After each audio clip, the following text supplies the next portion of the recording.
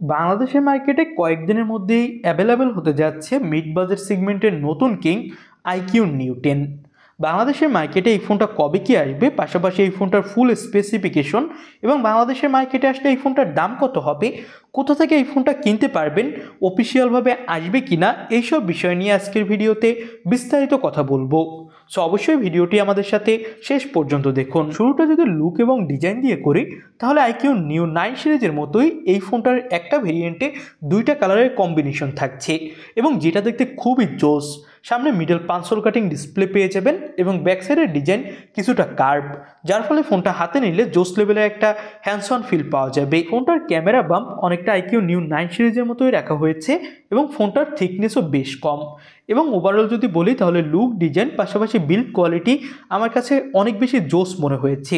ফোনটা IP68 supported, 6.78 ইঞ্চি মাপের 1.5K রেজুলেশনের 80/144 refresh OLED panel পাবেন এই ফোনটাতে। ইন ডিসপ্লে ফিঙ্গারপ্রিন্ট সেন্সর থাকছে, যেটা যথেষ্ট ফাস্ট। পিক ব্রাইটনেস দেওয়া হয়েছে 4500 নিটস, তো ব্রাইটনেস নিয়ে কোনো ধরনের সমস্যায় আপনাকে পড়তে হবে না। এবং এর ডিসপ্লে কোয়ালিটি অনেক বেশি জোস। স্ক্রিন টু বডি রেশিও দেওয়া হয়েছে 85% উপরে, তো বুঝতেই পারছেন ডিসপ্লের চিন বেজেলস একদম নেই বললেই চলে। এবং এখানে আপনি সুপার ডুপার স্মুথ পারফরমেন্স পাবেন, যেহেতু 144 হার্জের সাথে ওএলইডি ডিসপ্লে দেওয়া হয়েছে। এবার performance sector, Qualcomm Snapdragon 8 Gen 3 chipset use করা হয়েছে ফোনটাতে, যেটা পারফরমেন্সের দিক থেকে অনেক বেশি জোস। এখানে আপনি সব ধরনের গেমিং, পাশাপাশি সব ধরনের এডিটিং সফটওয়্যার খুবই ইজিলি রান করাতে পারবেন। 20 লাখের উপরে এর এন্ট্রি স্কোর দাঁড়িয়েছে। PUBG, Free Fire, Call of Duty, Asphalt 9-এর মতো গেমগুলো এখানে খুবই ইজিলি রান করাতে পারবেন একদম হাই সেটিংসে। ফোনটাতে পেয়ে যাবেন আপনি LPDDR5 র্যাম এবং UFS 4.1 স্টোরেজ, যেটা আপনাকে এর স্মুথনেস আরও বেশি বুস্ট করবে। তো ওভারঅল আমার কাছে এই ফোনটা পারফরমেন্সের দিক থেকে অনেক বেশি জোস মনে হয়েছে। এবং ফোনটাতে out of the box Android 15 পাচ্ছেন এবং পাচ্ছেন অরিজিন ওএস। 50 মেগাপিক্সেলের প্রাইমারি ক্যামেরা থাকছে, সাথে 8 মেগাপিক্সেলের আলট্রা ওয়াইড ক্যামেরা থাকছে এই ফোনটাতে। এবং ফোনটার সামনে দেওয়া হয়েছে 16 মেগাপিক্সেলের সেলফি ক্যামেরা।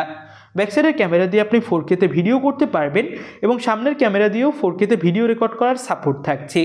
ব্যাকসাইডের ক্যামেরায় OIS-এর সাপোর্টও কিন্তু আপনি পেয়ে যাচ্ছেন।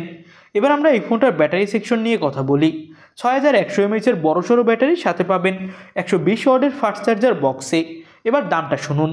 এই ফোনটার 12256 GB 2299 ইউয়ানে লঞ্চ করা হয়েছে, যেটা বাংলাদেশি টাকা কনভার্ট করলে হয় 37,800 টাকা। তো বাংলাদেশের মার্কেটে যখন এই ফোনটা প্রথম আসবে তখন এর দাম ধরে রাখতে পারেন হবে প্রায় 50,000 টাকার আশেপাশে। তবে অবশ্যই আস্তে আস্তে এই ফোনটার দাম কমবে এবং কমে অনেকটা 45 অথবা 42,000 টাকার মধ্যে চলে আসবে 1 থেকে 2 মাসের মধ্যে। তো ওভারঅল ফোনটা আমার কাছে অনেক বেশি জোস মনে হয়েছে এবং মিড বাজেট সেগমেন্টে এবারের এই ফোনটাও মার্কেট কাঁপাবে বলে মনে হচ্ছে আমার কাছে।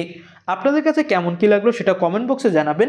আর নতুন কোনো ভিডিওতে আপনাদের সাথে কথা হবে। আজকের মতো ভিডিও এখানেই শেষ করছি। আল্লাহ হাফেজ।